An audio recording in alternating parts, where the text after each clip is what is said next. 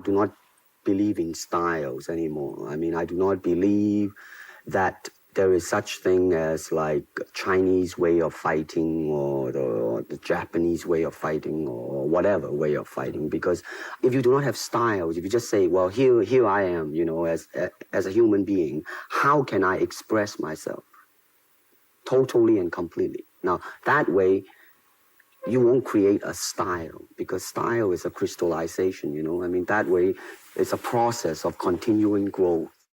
At that time, he called his institute Jun Fan Gung Fu. We were riding in the car, and he mentioned what he enjoyed in fencing was the stop hit.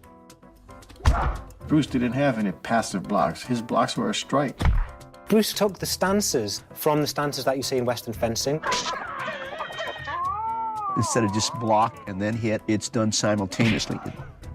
He says, we want to intersect his physical motion and his thought. It's almost like fencing. You see this capture? That's the capture. And that's why he says, I'm going to call my new method the intercepting way, or the intercepting fist. Come on, touch me, any way you can. To reach me, you must move to me. Your attack offers me an opportunity to intercept you. And they said, what do you call that? And he says, we called it Jeet Kune Do. In Cantonese, Jeet Kune Do. And then it was Dan who says, acronym would be JKD. And Bruce Lee said, oh, I like that. The way of the intercepting fist.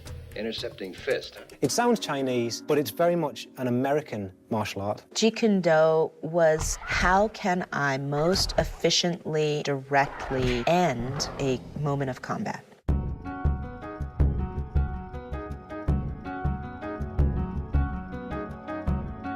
The philosophy Bruce Lee actually had was the simpler the better, the most effective, the direct line. The other stuff was all Hollywood.